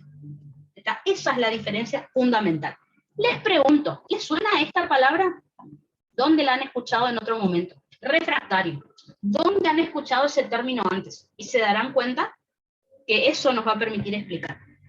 Cuando nosotros estudiamos potenciales de acción, vamos a estudiar los periodos refractarios. Los periodos refractarios justamente son aquellos en donde, por más que haya estímulo, no va a ocurrir potencial de acción. Ya lo vamos a estudiar en las próximas clases. ¿Y cuál es la explicación de que exista un periodo refractario? Canal de sodio inactivado. Y adivinen qué, el profe va a querer que le expliquen qué significa un canal de sodio inactivado. ¿Está? Entonces, es importante que entiendan esto para lo que sigue. ¿Ah? Un canal de sodio inactivado no responde al estímulo, es insensible al estímulo, es refractario al estímulo. Por más de que yo lo estimule, no se abre. Es un mecanismo de seguridad para evitar que, bueno, que una célula tenga demasiada actividad. ¿Dónde más tienen que saber esto? Tienen que dominar para explicarle al profe. Cuando nosotros veamos en cardio hipercalemia, hipocalemia, sobre todo la hipercalemia, la hiperpotasemia, vamos a ver que en un paciente, cuanto más grave es la hiperpotasemia, se inactivan más canales de sodio y por eso el paciente tiene la patología que tiene. ¿Está? Ya lo vamos a estudiar, pero por eso les digo, aprendan esto, para que cuando yo en las próximas clases les diga canal de sodio inactivado, ustedes ya sepan qué es, ¿no? Y eso es lo importante, ¿no? Pero por ahora esto, después vamos a ir agregando cosas. Así que básicamente es así. Entonces vuelvo a repetir, si la acetilcolina, por ejemplo, se une a este canal de sodio, el canal de sodio no se va a abrir, porque no responde al estímulo. Ahora, si la acetilcolina viene y se une a este canal de sodio que está en reposo, sí se abre porque ya está preparado para abrirse y empezamos de vuelta con el estado activado, por ejemplo. ¿Está? Eso creo que es lo más difícil de los canales que tienen que saber, porque los otros canales es muy fácil lo que tenemos que estudiar, así que creo que no van a tener problema. Por ejemplo, fíjense acá el canal de potasio. Fácil, tiene una sola compuerta, que se llama compuerta de inactivación. Dijimos que la compuerta siempre está donde hay más ion, o sea, en el caso de potasio tenemos más potasio adentro de la célula que afuera, así que la compuerta de inactivación está del lado de adentro, y hay una sola. Les puse acá para que no se olviden que en el LIC tenemos 140 miliequivalentes litros de potasio y en el LEC 3,5 a 5 miliequivalentes litros de potasio. Esa sería la calemia o potasemia. Otro dato importante, a diferencia del canal de sodio, el canal de potasio en su interior, la proteína no tiene cargas. ¿Por qué? Porque aunque el potasio esté hidratado, puede pasar perfecto por acá. Así que no hay problema si no hay cargas. El potasio hidratado... ojo con esto. Escuchen lo siguiente. Pregunta de examen. De oral, en realidad. ¿Cuál de los dos iones tiene más tamaño? ¿El sodio o el potasio? Según lo que estudiamos, parece que el sodio, ¿no es cierto? En realidad... Si miramos solo el radio, el diámetro del ion, el potasio es más grande. El potasio tiene más tamaño que el sodio. Ahora, hidratados, ¿cuál de los dos tiene más tamaño? El sodio, porque el sodio arrastra más agua o se hidrata más que el potasio. Entonces, ojo con la pregunta de examen, esto suele ser oral en realidad, el profe lo dice en su apunte. Vuelvo a repetir, cuando el ion está deshidratado, sin agua, ¿cuál de los dos iones tiene mayor tamaño? El potasio es más grande que el sodio en tamaño, solo del ion. Ahora, hidratados, ¿cuál de los dos iones es más grande? El sodio. ¿Por qué? Porque el sodio arrastra mucho más agua que el potasio. Ambos atraen agua, ambos arrastran agua, pero el sodio arrastra, se hidrata mucho más que el potasio. ¿Ah?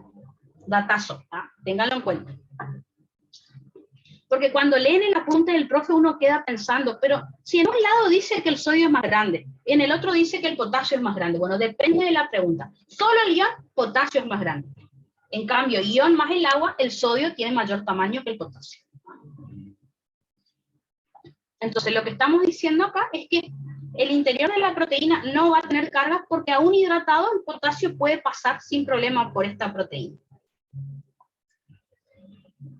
De vuelta, bastante fácil otra vez. Como solo tenemos una compuerta, tenemos dos estados. El activado, que es cuando está abierto, y el inactivado cuando está cerrado. Fíjense que en el estado activado, el potasio sale de la célula sin problemas, y en el estado inactivado, al estar cerrada la compuerta de inactivación, el potasio no puede salir de la célula. No existe el estado de reposo acá. Eso sería lo importante. Así que, bastante fácil de estudiar este canal. Otro de los canales que les tengo que explicar, porque lo vamos a ver mucho, es el canal de cloro, por ejemplo. De vuelta, el canal de cloro tiene una sola compuerta, también llamada compuerta de inactivación, del lado del LEC. ¿Por qué? Porque es donde hay más cloro. Les recuerdo, en el LEC tenemos 101 a 105 miliequivalentes litros de cloro. En el LIC tenemos 4, acá no se ve, pero dice 4 miliequivalentes litros de cloro. Otra característica, de vuelta, miren acá. El interior del poro, el interior de la proteína, tiene carga positiva. Piensen que es lo mismo que dije del sodio, pero ahora al revés. Acuérdense, el sodio generalmente y el cloro vienen juntos, porque ahí hablamos del cloruro de sodio. Entonces, el cloro también es un soluto que arrastra mucha agua, que siempre lo encontramos muy hidratado. Así que, ¿para qué sirve la carga positiva que hay acá en el interior de la proteína? Para atraer el cloro que tiene carga negativa. Y también para deshidratarlo, para sacarle toda el agua y así el cloro puede difundir sin problemas, ¿no? Lo mismo que para el sodio, pero al revés básicamente. De vuelta, bastante fácil acá. Como solo tenemos una compuerta, tenemos dos estados. El estado activado, que es cuando el canal está abierto, y el cloro, fíjense, puede difundir hacia el interior de la célula, y el estado inactivado, que es cuando la compuerta de inactivación está cerrada, y el cloro no puede ingresar a la célula. ¿Está? Digamos que van a tener problemas, entre comillas, con el sodio, que es más difícil, pero lo demás. Y hay otros canales que van, por ejemplo, el de calcio, que es un poco particular, así que lo voy a explicar cuando llegue el momento en otro tema, en potenciales de acción. El canal de calcio es raro, ¿tá? Ya vamos a ver eso. Con esto, entonces, estudiamos difusión simple, ¿tá? Vuelvo a repasar antes de cambiar de tema. Lo que yo les expliqué hasta acá fue difusión simple a través de la bicapa lipídica o difusión simple a través de proteínas canales. Recuerden, no utilicé proteína transportadora para hacer este transporte pasivo, difusión simple.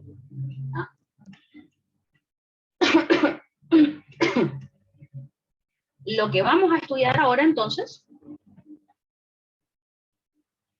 seguimos con transporte pasivo otra vez, pero esta vez tenemos que estudiar difusión facilitada. ¿Qué es la difusión facilitada? Vamos a decir que es el tipo de transporte pasivo que se produce a través de proteínas transportadoras o carriers. Recuerden que la palabra carrier significa, perdón, quedó algo trabado ahí. Recuerden que la palabra carrier significa transportador en inglés, así que es lo mismo. Por eso que en la primera clasificación de transporte que yo les mostré, es que la difusión facilitada entraba en el transporte mediado o producido por transportador. ¿Cuáles son las sustancias que pueden hacer difusión facilitada? Estoy hablando de los hidratos de carbono, simples, o sea, la glucosa, la galactosa y la fructosa. ¿Cómo se llaman las proteínas transportadoras que realizan el transporte de estos hidratos de carbono simples? Se llaman GLUT o S-GLUT. Por favor, envió que ustedes saben que se llaman S-GLUT, ¿no es cierto? Ya lo vieron. O GLUT. Por favor, no se confundan con SGLT. S-GLUT no es lo mismo que SGLT. ¿Ya? Les pongo acá en el chat porque por ahí veo que está esa confusión. SGLT no es lo mismo que S-GLUT. SGLT es transporte activo secundario, no es pasivo. Estoy hablando del cotransporte sodio-glucosa o sodio-galactosa. Ya lo vamos a estudiar en transporte activo. Así que GLUT o S-GLUT no es lo mismo que SGLT. Les digo esto porque al profe le encanta preguntar con nombres propios este tema. Le encanta preguntar los de SGLT. Y digamos que no es necesario que se estudien esto que les puse acá, pero para que tengan un ejemplo. Ya lo vieron en Bioquímica. Por ejemplo, el GLUT1. Ven diferentes números. El GLUT1, por ejemplo, está en los glóbulos rojos. El GLUT2, este sí lo vamos a ver mucho. Está en los riñones, en el intestino delgado. El GLUT3, por ejemplo, en el cerebro. El GLUT4, es este, ¿se acuerdan? Es el que está en músculo esquelético y tejido adiposo. Que, si ustedes se acuerdan por Bioquímica, es el que no está expuesto en la membrana, sino que está en vesículas, y la insulina es la que lo tiene que exponer en la membrana, para que vean más o menos que ya lo han estudiado. Y el GLUT5, por ejemplo, lo vemos en riñones e intestino también. Así que, algunos ejemplos como para que se acuerden. Ahora, nosotros hace un rato estudiamos los canales iónicos. La pregunta sería, ¿qué diferencia hay entre un canal iónico y una proteína transportadora o carga? Eso sería lo fundamental. Bueno, en primer lugar, la proteína transportadora o carrier se satura. Creo que eso es el tema más importante que el profe quiere saber. ¿Qué significa que una proteína se satura? Que ya vamos a ver enseguida que las proteínas transportadoras tienen sitios activos, donde en esos sitios activos se va a unir el soluto que se tiene que transportar. O sea, el sitio activo no es para el ligando, es para el soluto. Entonces, la proteína transportadora tiene un cierto número de sitios activos para el soluto, y lo que suele ocurrir es lo siguiente, que cuando la concentración de soluto es baja, vemos que a medida que aumenta el gradiente de concentración de soluto, aumenta la velocidad de difusión. O sea que es como muy parecido al transporte, a la difusión simple que vimos hace un rato. A mayor gradiente, mayor velocidad de difusión. Esto ocurre porque todavía no se saturó la proteína transportadora. Ahora, en el momento donde se sature la proteína transportadora, es decir, altas concentraciones de soluto, ahí sí, a medida que siga aumentando el gradiente de concentración de soluto, ya no va a poder aumentar la velocidad de difusión. La velocidad se va a mantener constante. ¿Por qué? Porque ya se saturó la proteína transportadora. Es por eso que decimos que acá se alcanza la velocidad máxima de difusión o transporte máximo. Es un tema que por ahí en primera lo vemos por arriba, pero cuando veamos renal, ¿se acuerdan el transporte máximo de glucosa o la curva de titulación de la glucosa en renal? Bueno, ahí lo vamos a tener que volver a ver al tema, ¿no? Por eso es importante que se lo acuerden. Ojo, cuando yo digo que se saturó la proteína, no significa que no va a transportar más soluto, no. Significa que no va a poder aumentar su velocidad de transporte, porque hasta cierta velocidad nada más puede llegar. Para el que ha estudiado bioquímica, es cuando ustedes hablaban de la velocidad máxima de la reacción, es lo mismo. ¿Se acuerdan la cinética enzimática? Cuando había baja concentración de sustrato, a medida que aumentaba la concentración de sustrato, aumentaba la velocidad de la reacción de la enzima. Ahora, cuando se saturaba la enzima, a medida que aumentaba el sustrato, la velocidad máxima se alcanzó porque la enzima se saturó. Es lo mismo, tal cual estudiaron en bioquímica con enzimas. Es lo que estamos viendo acá. De todas maneras, si me esperan un ratito, les tengo que mostrar un gráfico, que es lo que me compara difusión simple de facilitada. Y ahí les voy a comentar esto que vemos acá. ¿Está? Así que, saturación o saturabilidad es una de las características que tiene una proteína transportadora o carga. Otra de las características que tiene una proteína transportadora o carrier es la estereoespecificidad. ¿Qué significa eso? Que la proteína es específica solamente para sustancias químicas similares. ¿Qué significa eso? Que el GLUT, por ejemplo, transporta monosacáridos, o sea, por ejemplo, glucosa, galactosa y fructosa, pero no aminoácidos. O sea, cuando digo estereoespecificidad, no es que solo transporta glucosa y no galactosa, no. Transporta solutos que sean químicamente similares. Glucosa, galactosa y fructosa son similares, pero no aminoácidos. ¿Ah? Por ejemplo. Y después, otra de las características que vamos a tener en estas proteínas transportadoras o carrier es que es la competición. Los solutos químicamente similares pueden competir entre sí por el sitio activo en la proteína transportadora. ¿Ah? Por ejemplo, si yo tengo glucosa y tengo galactosa, quien esté en mayor cantidad es el que va a ganar el sitio en la proteína transportadora y es el que se va a transportar primero. ¿Está? Así que siempre en el caso de competición va a difundir el soluto que se encuentre en mayor concentración. ¿Está? El que se encuentre en menor concentración difundirá después.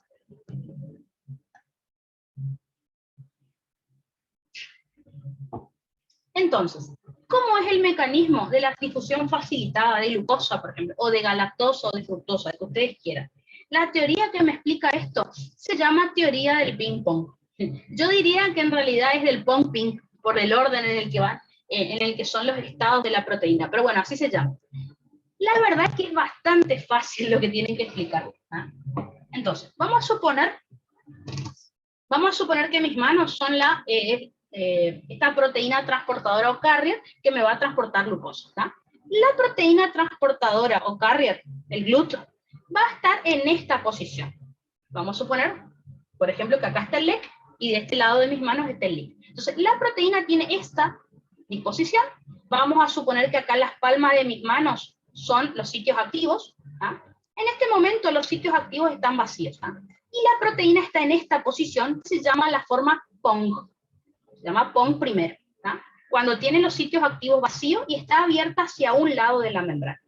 Cuando vienen las glucosas y se unen a la proteína, vamos a suponer que acá tengo las dos glucosas, entonces tengo forma PONG. ¿Ah? Cuando vienen las glucosas y se une a la proteína hace automáticamente esto. Cambia de conformación y pasa a su forma pink. O sea, fíjense qué fácil. Estaba abierta de un lado, con los sitios activos vacíos. Cuando se unen las glucosas, automáticamente se produce un cambio conformacional, eso le van a decir al profe, es decir, la proteína pasa a su forma pink. Pong, se unen las glucosas, pasa a su forma pink, y ahí libera las glucosas del otro lado de la membrana. Cuando se queda sin las glucosas, pasa a su forma PONG de vuelta. Agarra más glucosa, pasa a su forma PIN, libera glucosa. PONG, PIN, PONG, PIN. Es una pavada lo que hay que explicar. Eso es, ¿está? Es bastante fácil. Yo les hice ahí los dibujitos. ¿Ah? Entonces, se llama teoría del ping-pong, pero el estado con sus sitios activos vacíos es PONG. Cuando se llena con la glucosa, pasa a la forma PIN y libera la glucosa del lado opuesto de la membrana. Obviamente, ¿de qué lado va a haber más glucosa? Dependiendo de si estamos en ayuno o posingesta. Ustedes saben que cuando estamos en ayuno, cuando estamos en posingesta hay mucha glucosa en sangre. Y ahí la glucosa, por ejemplo, entra a los tejidos. En cambio, si estamos en ayuno, al haber poca glucosa en sangre, la glucosa por los GLUT sale de los tejidos hacia la sangre. Así que depende en qué momento del día estemos, qué es lo que va a pasar con estos GLUT. Pero en sí, la explicación es como bastante simple, digamos. ¿Ya? Es decir, como les dije, acá tenemos entonces la forma PONG, que era lo que yo les decía, ¿ven?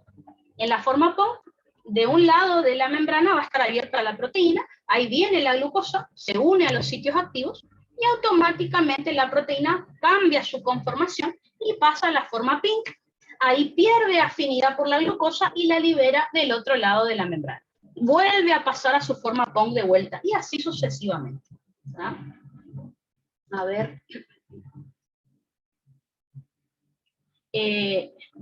Nicole pregunta si el sodio es el único ion que tiene 2 compuertas. Sí, exactamente. El canal para sodio es el único con 2 compuertas, por lo menos dentro de lo que se sabe hasta ahora. No sé si habrá otro, pero hasta ahora no se descubrió. ¿Ya? Porque siempre en el cuerpo se descubren cosas nuevas, pero hasta ahora el canal de sodio es el único con 2 compuertas. Entonces, como les dije, la forma PONC es cuando los sitios activos del GLUT todavía están libres, se une la glucosa y ahí pasamos a la forma PINK. O sea, la proteína cambia de forma, pierde afinidad por la glucosa o la galactosa o lo que sea, y la libera hacia el otro lado y vuelve a pasar a su forma PONC. Y así, PONC, PINK, PONC, PINK. Así que eso es lo que tienen que explicar. Ahora, quiero que miren algo que yo les conté hace un rato.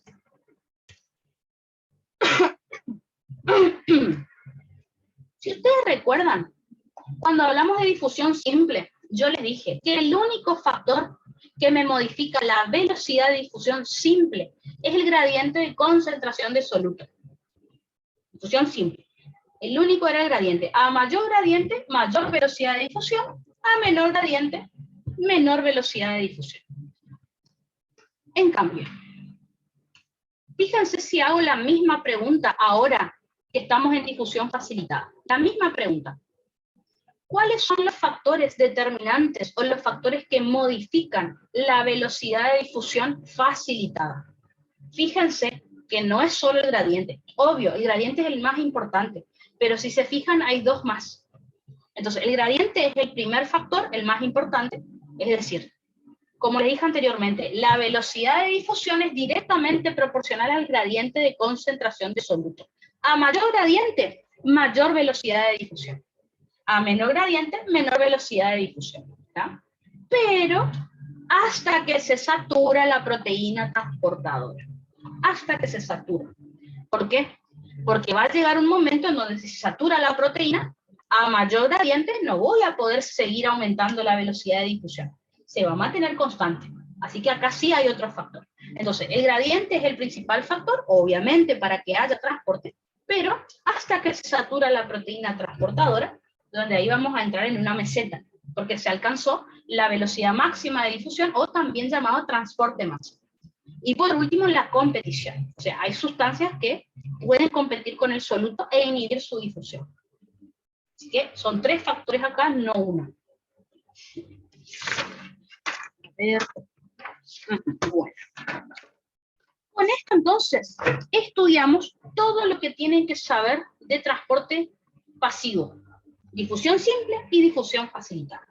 Así que, para terminar este tema de transporte pasivo, vamos a ver un gráfico que, como saben, el profe siempre les pregunta, aunque no les tome el gráfico escrito, les pregunta en el oral, así que sí o sí lo tienen que saber. En este gráfico lo que estamos por hacer es comparar la velocidad de difusión tanto simple como facilitada. Entonces, fíjense que en este gráfico, en la parte horizontal, tengo el gradiente de concentración de soluto, y en la parte vertical tengo la velocidad de difusión de ese ion. ¿Está? Lo vamos a hacer acá, así lo ven por separado y después comparamos.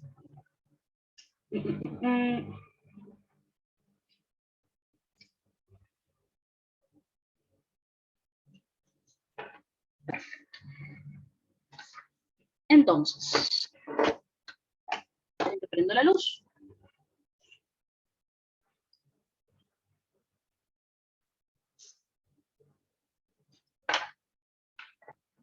Entonces, el tema es el siguiente. Vamos a hacer este gráfico que yo les estoy diciendo. Gradiente, entonces, de concentración de soluto en la parte horizontal, velocidad de difusión en la parte vertical. Lo primero que vamos a hacer es dibujar la difusión simple. ¿Se acuerdan? Difusión simple era o a través de la bicapa lipídica o a través de proteínas canal.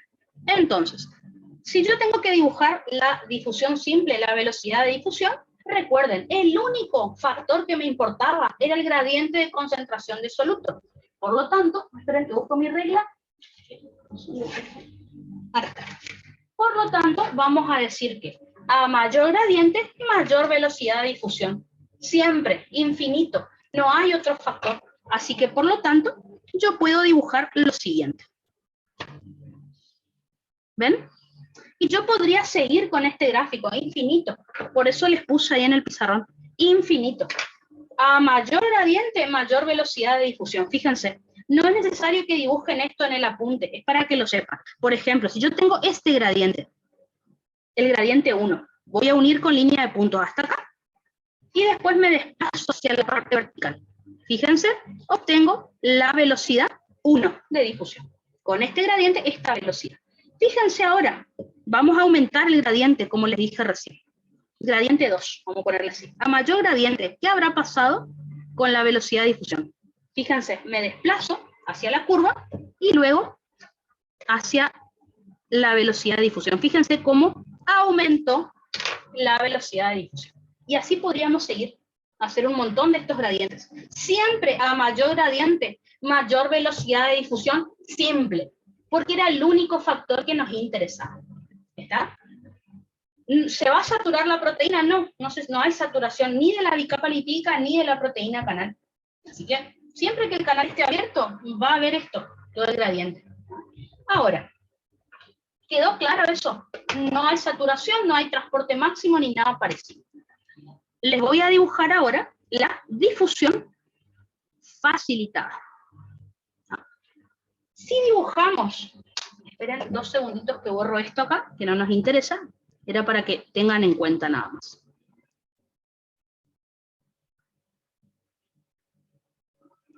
Si dibujamos la difusión facilitada, la curva es parecida a la difusión simple, con una diferencia.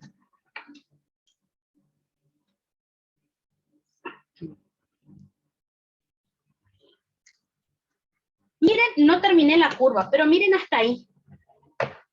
A ver, no sé si se alcanza a ver bien. Miren hasta ahí. Les pregunto.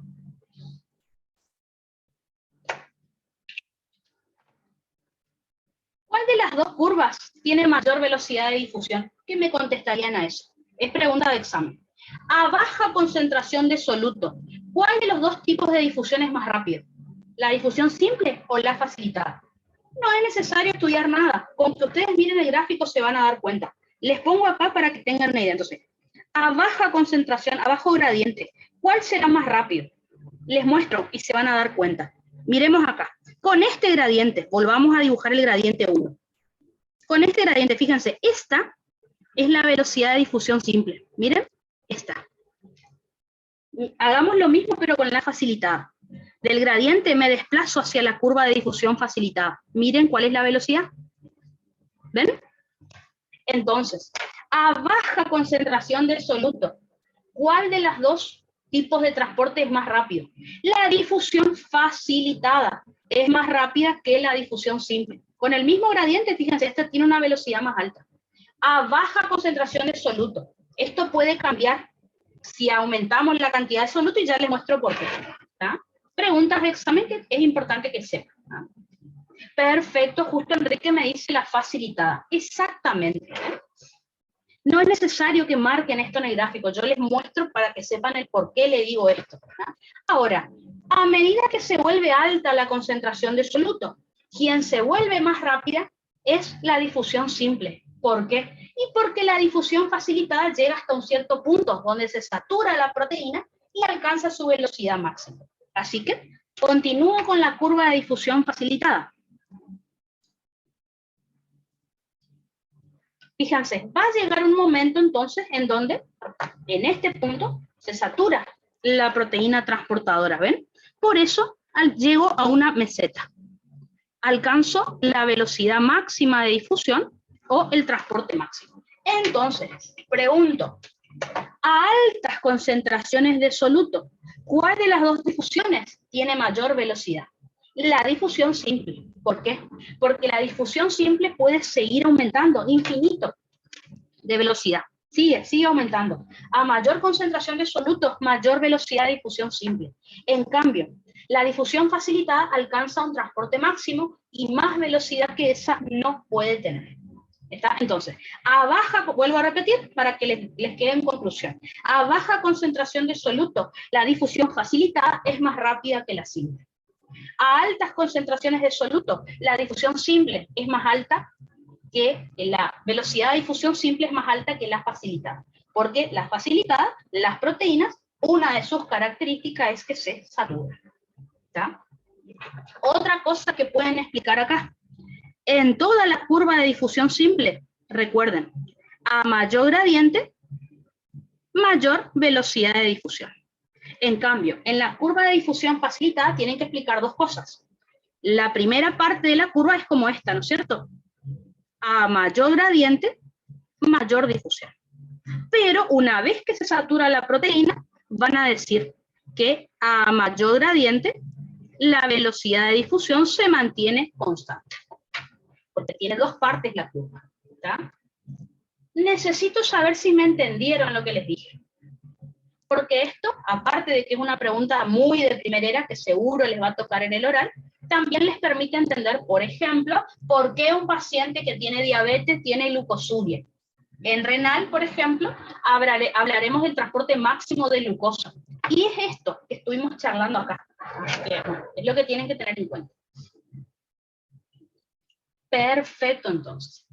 Tienen el gráfico ahí, pero les quería hacer paso por paso para que entiendan todo lo que dibujan. Así que acá está lo que estuvimos estudiando recién. Y bueno, y creo que no lo anoté. No lo anoté, por eso, bueno, les puse ahí. Entonces, vuelvo a repetir. A baja concentración de soluto, la velocidad de difusión facilitada es más rápida que la simple. A altas concentraciones de soluto, la velocidad de difusión simple es más alta que la facilitada. Anótenlo por ahí, porque se ve que no lo escribí. Entonces, terminamos de estudiar transporte pasivo en el sentido de, yo les separé difusión simple de difusión facilitada, ¿no es cierto?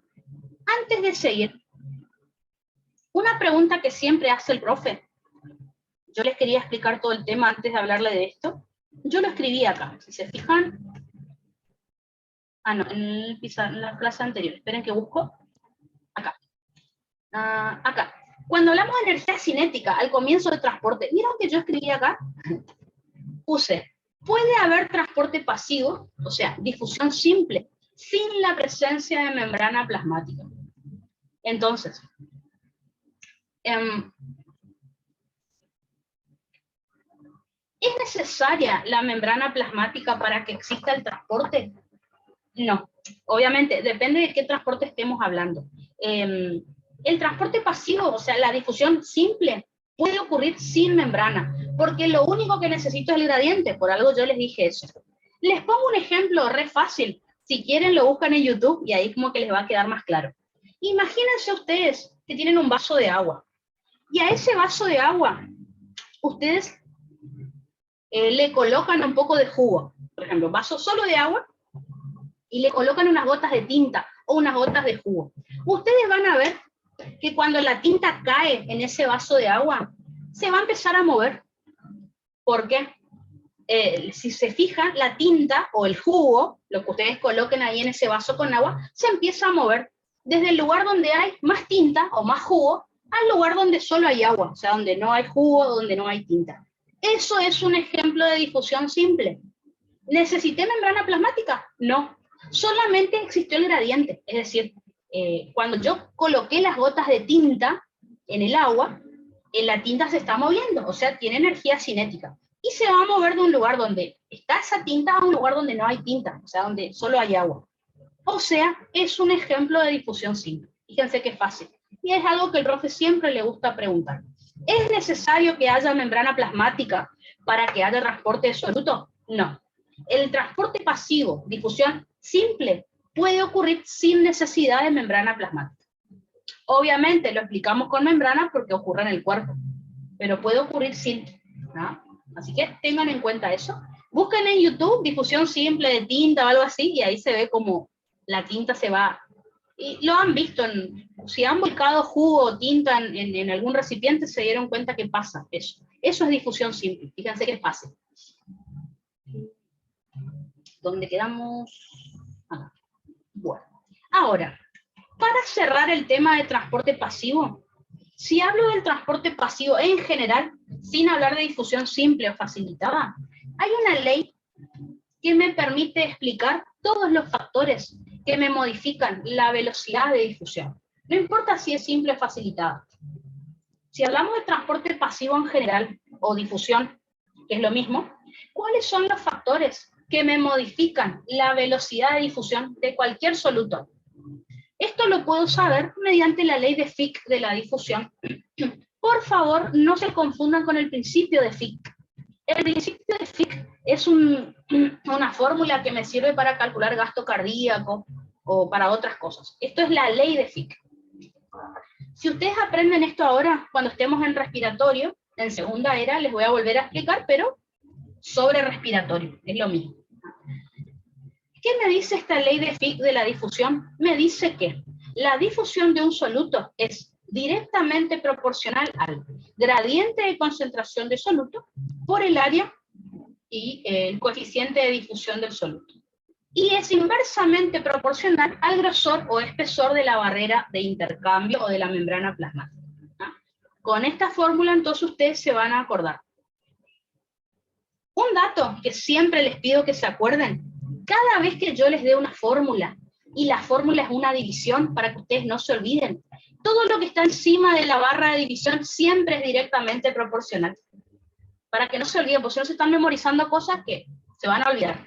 Todo lo que está debajo de la barra de división siempre es inversamente proporcional. No importa si yo estoy hablando ahora en primerera o estoy hablando de un tema de cardio. Siempre es así. Esa es la buena noticia de acordarse las fórmulas. ¿Ah? En cambio, si yo les diera solo una multiplicación, imagínense que esto no estuviera, solo multiplicación. Todos los factores son directos, no hay ninguno inverso. Entonces, siempre que yo les dé una división, lo que está encima de la barra es directo, lo que está debajo es inverso. Siempre que ustedes tengan una multiplicación nada más, todo es directo. ¿Ah? Y con eso se van a acordar siempre todas las fórmulas que yo les enseñe de acá en adelante. ¿Ah? Entonces, acá tienen los símbolos y acá tienen lo que significa cada uno. ¿Ah? Gradiente de concentración de soluto, área de la membrana plasmática, que ya vamos a ver qué es, coeficiente de difusión del soluto, que recuerden, les dije que no era lo mismo que coeficiente de reflexión. Ya les aclaré eso y ahora lo vamos a ver. Y después tengo G minúscula o E minúscula o delta de X, que es lo mismo, depende del libro, que significa grosor o espesor de la barrera de intercambio. Acá pusimos de la membrana plasmática, pero en realidad la membrana plasmática nunca cambia de espesor. Lo que cambia es, ya les voy a mostrar, es la distancia que hay entre la membrana y la sangre, por ejemplo. Ya vamos a ver.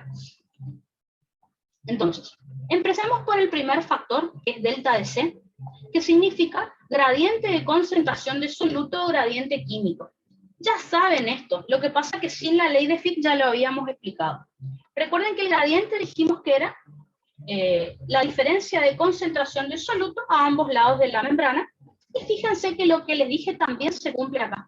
Dijimos, a mayor gradiente, mayor velocidad de difusión. Fíjense, si aumenta gradiente, de manera directamente proporcional, aumenta difusión. Es lo mismo, pero fíjense que explicado con la ley de Fick. ¿Ah? Es lo mismo.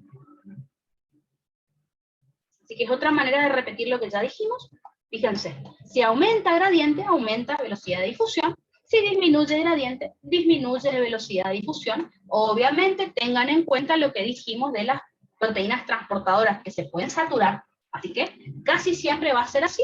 En el caso de la difusión facilitada, tengan en cuenta que cuando se satura la proteína, si aumenta gradiente, la velocidad de difusión se mantiene constante, que eso lo discutimos recién.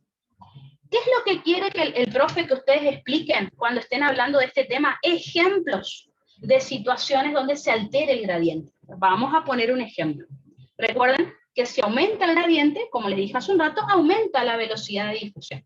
Un ejemplo de esto sería la hipernatremia. ¿Qué es la hipernatremia? Es el aumento de la concentración de sodio en sangre mayor a 145 miliequivalentes litros. Recuerden que entre 135 a 145 es la natremia. Entonces, la pregunta es, si hay hipernatremia, ¿entra más sodio a la célula? entra menos sodio a la célula, sale más sodio de la célula, sale menos sodio de la célula. Bueno, en principio, el sodio entra. Por algo estamos hablando de transporte pasivo. La pregunta es, ¿entra más que antes o entra menos? Esa sería la pregunta. ¿Cómo se pueden sacar esa duda? Hagan una resta entre la concentración a ambos lados de la membrana. Es bastante fácil. Gradiente es diferencia. Y matemáticamente una diferencia es una resta. Fíjense, 140 menos 14, ¿cuánto me da? Esa es la diferencia. 126, o sea, tengo 126 miliequivalentes de diferencia entre el LEC y el LIC, normalmente. Fíjense que acá les puse como ejemplo una anatremia normal. Vamos a suponer, acá le inventé un número, supongamos que el paciente tiene hipernatremia, acá en esta segunda situación. Tiene 150 de natremia, o sea, tiene hipernatremia. Veamos qué pasó con el gradiente. Hago la resta. 150 menos 14. ¿Cuánto me da? Fíjense que me da 136. Comparado con la natremia normal, cuando una persona tiene hipernatremia, aumenta el gradiente de concentración de sodio. Y ya dijimos, por la ley de Fick de la difusión, que a mayor gradiente, mayor velocidad de difusión. Conclusión. Si un paciente tiene hipernatremia, aumenta la entrada de sodio a las células. ¿A qué me va a llevar eso? Ya vamos a estudiar en otro momento. El sodio arrastra agua, así que, bueno, eso después lo estudiamos. Pero fíjense, un ejemplo de aumento de gradiente. Ustedes pueden usar el que ustedes quieran, ¿no? A ver. Vamos a quedarnos hasta ahí entonces, porque después tenemos que seguir hablando. Entonces, un ejemplo. Esto lo mismo lo van a tener que hacer en respiratorio, pero en respiratorio, al hablar de la ley de Fick, van a hablar de los gases, obviamente, van a hablar del oxígeno y del dióxido de carbono nomás. En cambio, en primera pueden dar el ejemplo del soluto que ustedes quieran, ¿tá? No hay problema. Entonces vamos a dejar hasta acá, y ahora la siesta, entonces continuamos, vamos a terminar con la ley de Fick, y ahí ya empezamos a hablar de transporte activo, sería el tema que sigue, ¿está? Nos vemos entonces en un rato, vayan a descansar, y después seguimos. Sí, decime. Una pregunta rápido. ¿Hasta qué tema vamos a dar en la tarde? Para saber. Habrán visto en el Drive que yo tenía programadas las clases para dar, pero como vamos yendo más rápido, yo calculo que vamos a dar todo transporte activo a la tarde, y yo calculo que vamos a poder seguir con el tema siguiente, que era osmosis. Así que transporte activo completito seguro que damos. Y si ya nos queda tiempo, empezamos con osmosis, que sería transporte de agua, que obviamente no creo que terminemos con osmosis hoy, pero por lo menos empezar, ¿está? Todo transporte activo y comienzo de osmosis seguro, ¿está? Ok, profe, muchas gracias. De nada, nos vemos, chasito.